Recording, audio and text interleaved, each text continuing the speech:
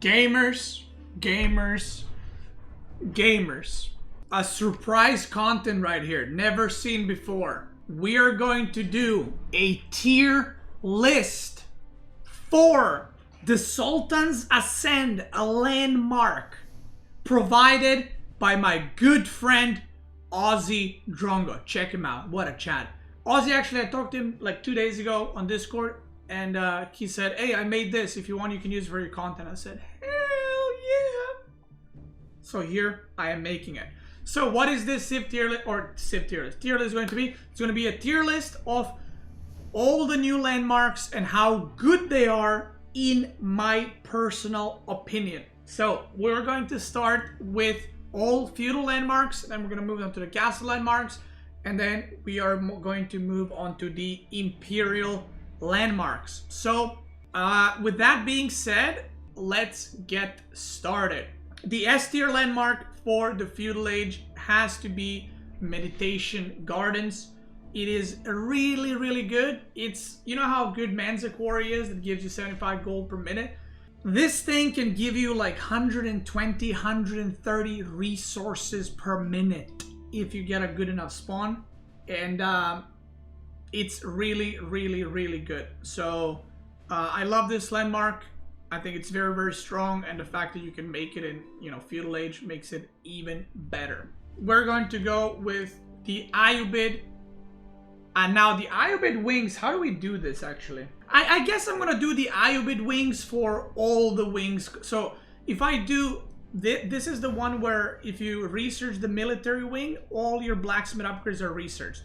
So I'm gonna do Ayyubid wings, not per age, but just overall, okay? Just overall. Because I do think that, and I'm gonna give my explanations for them and how strong they are. So this is probably the worst Ayyubid wing. The only time I could ever see you getting this wing is if you're doing some kind of like Castle Age Gulam Rush or something, and you want your upgrades super quick. But even then, it is not that good because it requires you to have previous upgrades completed before that. In my opinion, it's probably the worst age up wing. The next one we're going to be talking about is going to be... I'm going to put Shinobis in B tier, and I'll explain why. This is the Kaka Township. This landmark is a little bit of a mix. It is not good at all, in my opinion, on land maps. But on hybrid maps, this is an S tier landmark. So on maps like Dry River, or what is it called? Rocky River, or Himayama, if the opponent is going for water, or Golden Heights, this is an S tier landmark. But on land maps, probably like a D or a C, in my opinion. Not that great. Shinobis are very expensive, but they have great synergy by disabling the docks. The next landmark is going to be the Japanese Kaka Storehouse. I actually think that's what it's called. I'm not sure. I think it's a pretty good land. We might make some adjustments, by the way. I think it's a pretty good landmark. It gives you 75 resources per minute. Basically, it gives you 75 food every... Wait, is it even per minute or is it 45 seconds? It's 45 seconds, no? So it gives you a free farm every 45 seconds up until you have 12 farms. So that's a pretty good resource per minute. It's basically, it's not 75 resources per minute, it's more. And it has really good synergy with the TC because it also, once you upgrade to Daimyo Manor, you also get, you know, increased gathering speed from farms. I personally like this landmark. You can also upgrade all the upgrades into it, and you can also use it as a drop-off, universal drop-off location, and you can use it as garrison. So I personally really like this landmark. We might have to move this Kaka thing downwards because it's only really good on hybrid maps, but we will see. We're gonna leave it there. The next wing we are going to be talking about is going to be, or the next wing, the next landmark is going to be the Hippodrome. Actually, I think it is going to be like this.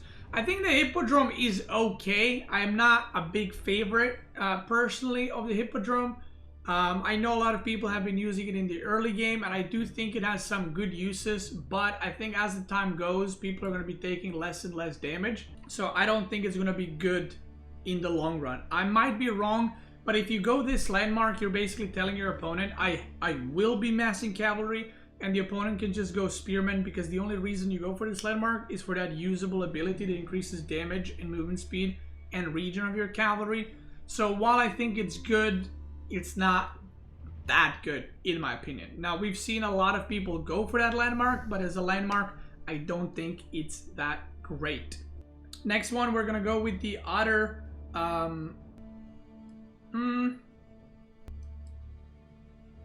this is a hard one now, actually. I mean, I think the winery is I'm gonna put it here. I think the winery is probably a slightly better landmark than Hippodrome, but it's not that good either. You get good value from the first berries. You will basically get another mercenary round with this landmark. So if you put this landmark on your berries, you'll be able to get 2 mercenary buys from your first initial berries. And every farm around that after will give you 60% more oil. But it kind of takes a bit to pop off, and you also have an additional requirement of putting the farms there to get its value, right? So the only thing you would get from this is like 1 round of mercenaries, which is 5 units. But after that, you have to invest resources into it to get resources out of it. Which, if you compare it with this landmark, you don't have to invest anything, and you're spawning free farms. So, you know, I don't think it's bad, but I don't think it's great either. Again, we might make some adjustments. We will see. The next wing we're going to be talking about is going to be the Ayyubid, what is this, culture wing. This is the dervish wing, and this wing is great in the situations where you want to use it in, kind of like Kaka Township.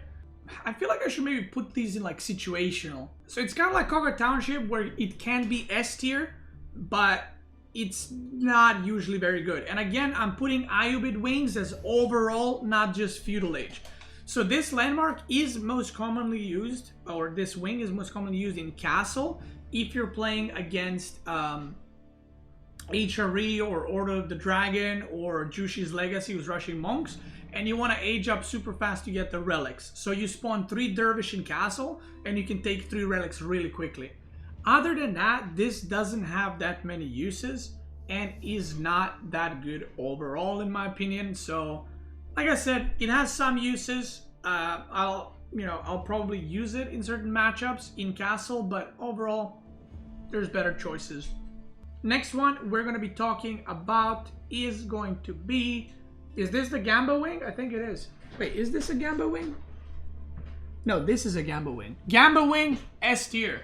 This shit's broken. Probably the most broken landmark / wing in the game. And if you want to go for the Gamba, I have a guide on it, how to play Ayyubid's Gamba wing. This is the wing that whenever you age up, you get like the 5 options to buy from the House of Wisdom, and it changes every 3 minutes. It's absolutely broken. It is the best landmark, period. But also this is a pretty good landmark, just not as impactful, I would say, immediately. The next one, this wing, I would say is actually pretty good.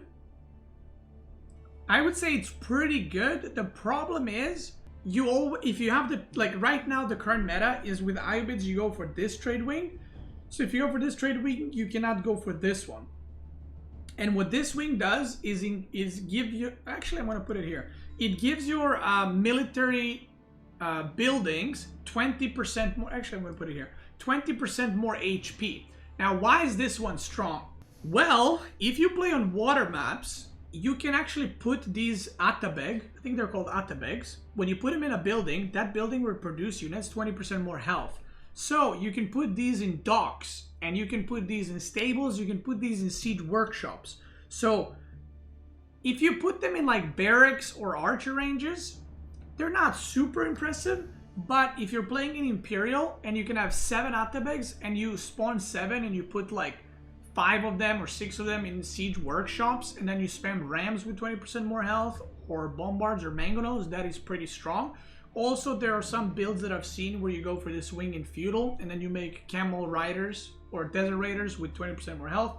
But again, the only reason I would say why this wing is not as good is because the other wings are too good. The reason why you don't see this wing in water maps is because there's another wing that is absolutely broken right now from the Ayyubid, and that is the culture wing, which makes it so that you age up 45 seconds faster or 43 seconds faster, and it's 40% cheaper, I think. Why is this wing broken? On hybrid maps, water maps, it is absolutely busted because on water maps, let's say you play Baltic, you can age up so much quicker than your opponent, not only faster, but cheaper, that you can get fishing ships out and kill all their water eco. Remember how Rus used to be with when you transform the ship and you just kill all the fishing boats? That's kind of how this wing is. And then for hybrid maps, you can go for water. Your opponent does not go water. If you age up with this, you will actually be in time to defend your docks, even though you went for water and he didn't, which is kind of insane. There's also a couple of uses with this wing in Castle Age. So if you go Gamba wing in Feudal, you can go to this in Castle, which is the build order guide that I have on YouTube, and you can get to Gulams super quickly. So I think it's just a really strong wing. Probably all three of these need a nerf, in my opinion. The next wing we're going to be or the next landmark we're going to be talking about, let's do Jiangnan Tower. Now, I feel like I got to make another tier here. I'm going to put this as situational because they're not bad landmarks. Like I said, they're like either S tier or D tier, but you know, let's put Jiangnan Tower right here. Now, I think that this landmark is not necessarily bad. It's not good. I think it's a landmark that you get to Song Dynasty and you get some free units and some value back, but you're not gonna get, you know, you're not like, oh my god, I'm gonna make this because it's like the greatest thing ever. It's gonna give you some bonus units. It makes your production buildings cheaper because it spawns the units, so it kind of costs less, but you know, it's all right. What landmarks am I missing? We're gonna do all the Ayyubid ones, and I am missing the HRE or the Order of the Dragon ones. Now, I gotta say, Order of the Dragon, I think suffers like Byzantines from not very good landmarks, and probably could be buffed in that sense. I think that Chapel is pretty bad. It is almost like 10% gathering is very low. If it was like 10% gathering on all your villagers, maybe, because Order of the Dragon has really bad economy compared to other civs, so it just doesn't provide a lot of value. There's like a thing to be said where it's like, well, they can fit more villagers under a chapel because their villagers are more expensive and more valuable, but still the 10% is not very good, and in my opinion needs a buff. It is just not good. I don't know what to say. It's not good. Mine work slightly better, but not good. So initially I thought like mine work is the way to go as OOTD, but the only thing you really get right now with mine work is cheaper upgrades, right? Because those unique upgrades are not that great. The Lens Connect one is good, but they're very expensive and costly to make. While it does hit really hard, it's sometimes like hard to get Lens Connect to actually do damage and get in there. The crossbow one, in my opinion, is kind of useless. If the crossbow one was a castle upgrade where it made your crossbows do bonus damage to siege, I could see that being a thing. But the problem is the crossbow upgrade is in Imperial, and by the time you get to Imperial, it's like already over. Like the opponent, well, the game is already over, or the opponent has the siege upgrade, which gives them extra ranged armor, so it kind of negates this upgrade. And then the only decent upgrade I would say is the Man-at-Arm one, which makes your Man-at-Arms take 20% less damage when below 20% health. I think that's how it works. And overall, pretty meh, I would say. Their landmarks are kind of shit.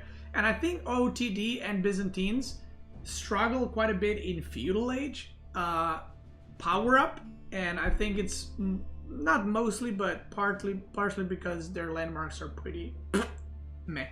Next landmark is going to be the Desert Raider landmark.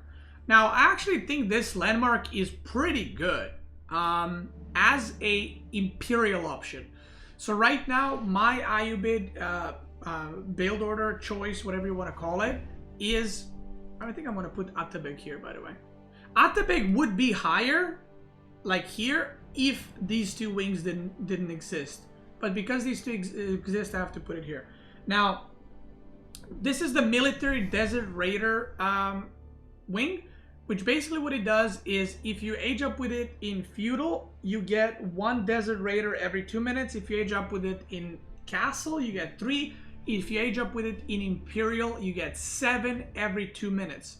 Now, what is the interesting thing about this?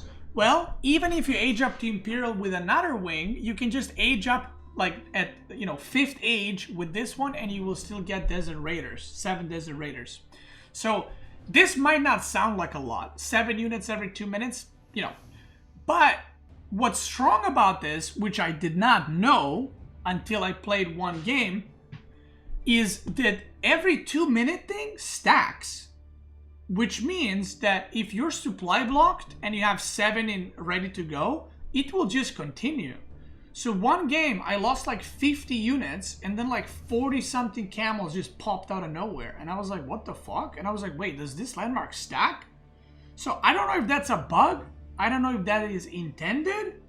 I don't know if that bug just that one game, but this stacks currently. So I don't know. But even if it did not stack, you don't really have a lot of options for Ayyubids, in my opinion, to go to Imperial. So I would definitely advise you to go for this one as either Imperial or post-Imperial age up. The next one is the Villager one. I think the Villager one is okay. There are some uses for it, but it's hard to say. It spawns 3 villagers and it makes your farms a lot better. Or no, sorry, not your farms. Your mills give extra 50 berries per patch. Now, interestingly, if you research this eco wing in Imperial or post-Imperial, where you should be researching this, so your wing order should be Gamba wing into usually this one, the cheaper stuff, into military or eco, into military or eco. If you research this in Imperial, it will increase your villager gathering rate by 10%. As well, all your villager gather rate, and it will spawn like 7 villagers or something. So it's okay, but not amazing. And then this one is, I would say, I'm gonna put it in situational. So what this wing does is when you age up, you get 300 wood. Now, when can this be used? Well, right now, the only time I have seen it be used is if you're playing against like a Knight Civ and you don't want to make any units. What you can do is age up with this, only gather 400 stone. Or 350 stone, and the moment you age up, you put a TC immediately. But other wings are just better, so that's kind of it. All right, next landmarks. Aren't there landmarks missing here, by the way?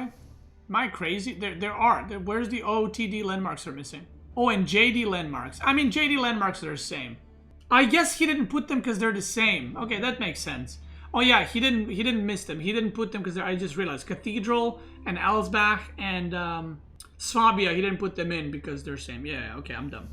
All right, next one is the castle landmarks. S tier, boom, Japanese. What is this called? Water garden, floating gate. Fuck, I was so close. Floating gate, S tier, baby. S tier probably will be nerfed in the future, so use it while you can. What this landmark does is it spawns 2 relics, and it spawns a relic every 4 minutes. And what that relic does is you can put it in your forge to give you 75 gold per minute, which is basically like a normal relic. So you can have infinite relics with Japanese. Definitely will get nerfed in the future. I have never made this landmark. Actually, is that the debuff one? I'm gonna be honest, I literally have not made it once. So I'm going to put it in situational because when I saw this landmark, I can see it being used against OOTD, and that's about it. So I don't think this is a good landmark, or maybe against like Jeanne d'Arc or French. So what this does is it makes monks that debuff your enemy's damage by 50%. So it could be used against OOTD because they have big, strong units, but it is probably D tier, to be honest. Like probably D. It's actually under D tier. But I'll just put it in situational because I haven't played with it, so I don't want to give it, wrong review or something. Next one is going to be the burger. Burger, pretty underwhelming actually. It makes your units produce faster, but only like 40% faster, and they cost 40% cheaper, which might sound strong, but it actually is not at all. I don't think it's a very good landmark. It's very underwhelming in my opinion, and I'm gonna give it like a B tier. I still prefer Cathedral. When you think of burger, it's 30%, it's not even 40, Jesus Christ. Like it might be even a C tier. I just don't think it's good. You might think of it as like a burger is gonna print units cheaper, but it doesn't produce them that fast. So, it's okay. It's like a barracks and a bit that's cheaper. It's not. Maybe I'll even put it here. I just don't think it's that good. I think Cathedral is probably way better. The next one we're going to be talking about is going to be the Cistern. I'm going to put situational. Now, I've made a guide for Byzantines with aggressive Cistern build. I don't know what's it called. It's Great Cistern or something. And basically, in my opinion, it is only usable and only good with the type of build guide that I made. And that build / guide is when you play Byzantines, like some kind of harassment into Rush Castle, into Cataphracts or Varangian Guards, and then you all in, and then you'll have these flasks that can heal up your units, so you basically fully commit.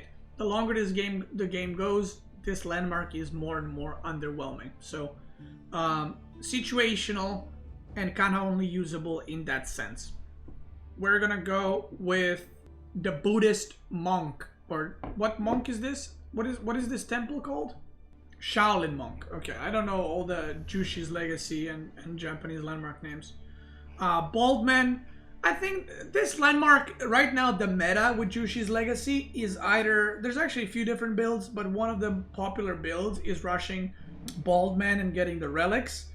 Now, I don't think that this landmark is that strong as a landmark. I think it's just strong because it allows you to create the Shaolin monks immediately, and right now it's the meta, and I do think the monks are probably a bit too strong because they can defend themselves, which is not only defend themselves, but they can kill other units very easily. So I'm gonna have to I'll give it an A tier for now, but I do have suspicion that this is going to get nerfed in the future, the monk stats, and it might go down to B tier. But I'm kind of wondering if it's a B tier actually. I don't think it's that great. Now, I'm gonna give it a B tier. I don't think it's that great. I would say this landmark is probably better, but I think neither of these landmarks are that impressive. This landmark actually gives you a lot more value in the long run because it allows your Imperial officials, whenever they gather tax gold, you also get food. You also get food with it as well. So there's also some unique upgrades for Imperial officials. And in the long run, this landmark is better, but in the short term, this landmark gives you more value. So I'm going to put it right there, both of them. The first landmark from the Imperial we will go is, I don't know what this landmark is called, but I do know what this landmark does. This landmark, on the other hand, gives you the Ozutsu, which are the most broken units probably in the game from the new patch or the new DLC.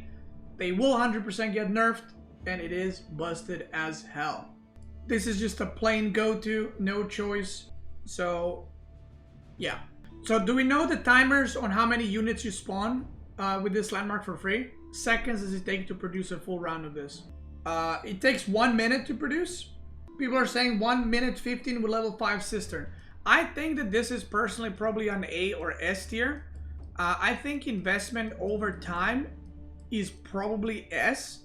And I think this is probably the only, not the only, Byzantines has more landmarks, but I'm gonna give it an A tier because these landmarks require a nerf. S tier right now for me is like it needs a nerf kind of thing. A tier is like it's really good, but I don't think this landmark is like in the range of Ozotsu or the Gamba Wing or whatever else.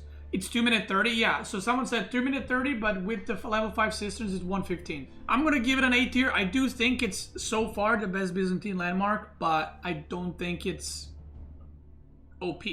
Next Imperial landmark we're gonna be talking about is going to be the Keep landmark. Now, The only reason I'm not giving it D tier because at least it's a keep, but what this does is it makes like a free trader, and it works on water and on land, and based how far the trade is from your keep, it will give you that many resources. So it can give you like over 1,000 resources per trip, but you cannot rally traders. It's just like one trader, but this trader can be killed.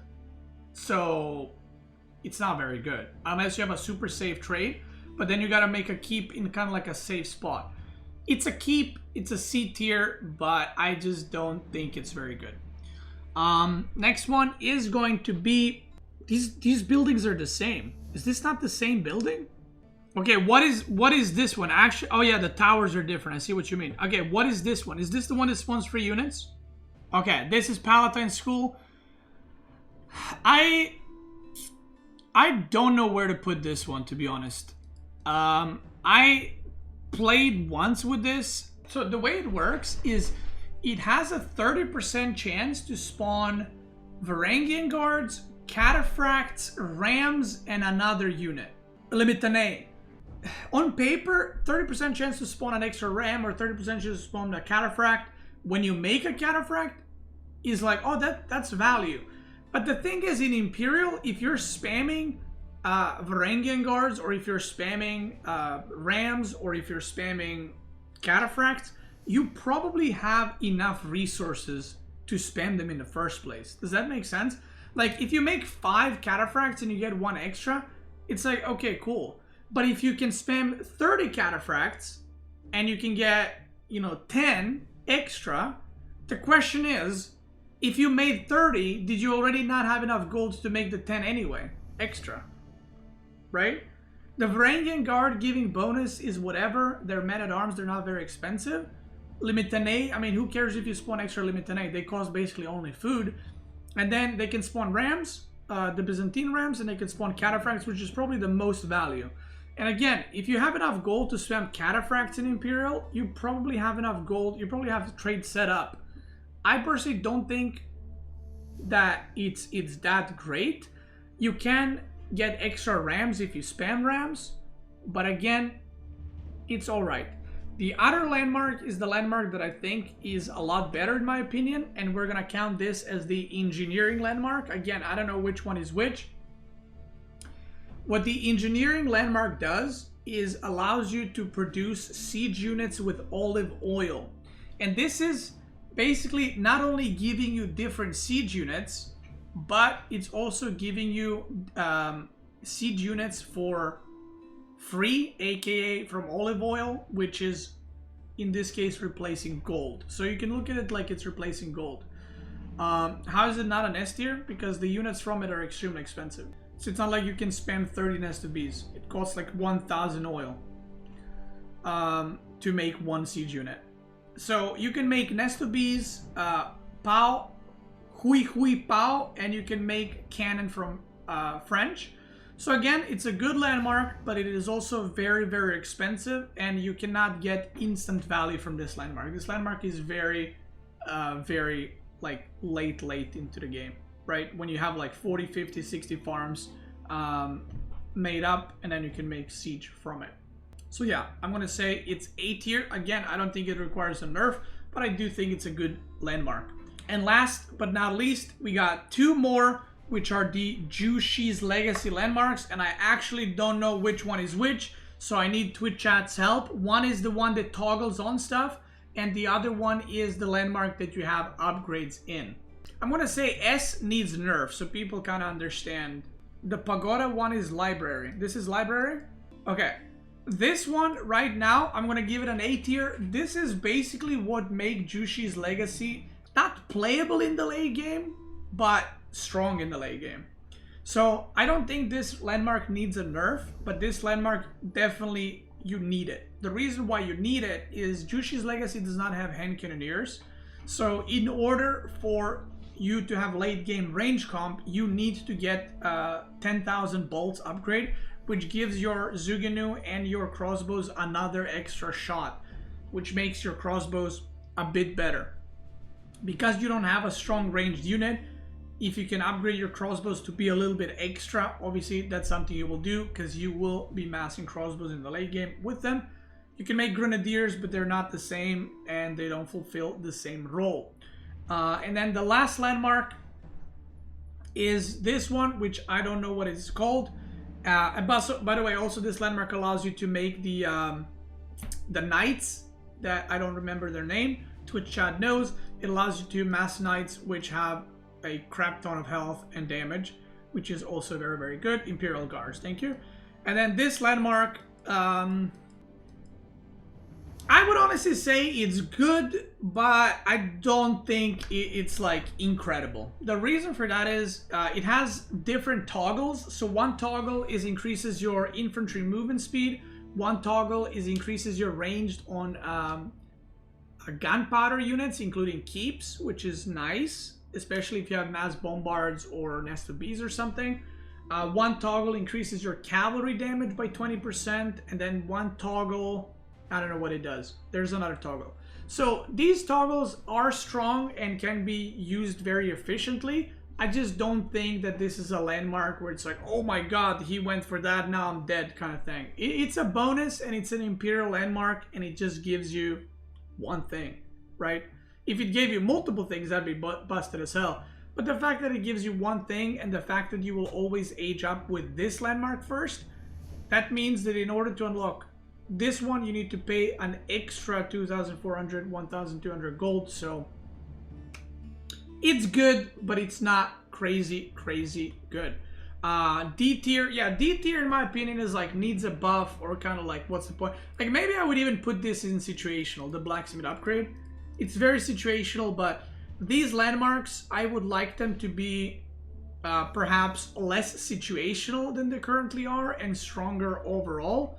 D tier just needs a buff, in my opinion, straight up, like decent buff. These landmarks, I would also say, need some kind of change or a buff. I think they're too weak. So C and D tier, I would say, should require some buffs or slight changes. D is just straight up buff. B tier, I think, is okay. They're nothing amazing. You know, they're there. A tier are pretty good landmarks, and then S tier landmarks, in my opinion, need a nerf sooner or later, and I'm pretty sure all 5 of them will get a nerf sooner or later. If you're watching this on YouTube, I want to thank you guys so much for watching. I hope you enjoyed this video. Check me out on Twitch. I'm probably live right now. Twitch gamers, let's keep going.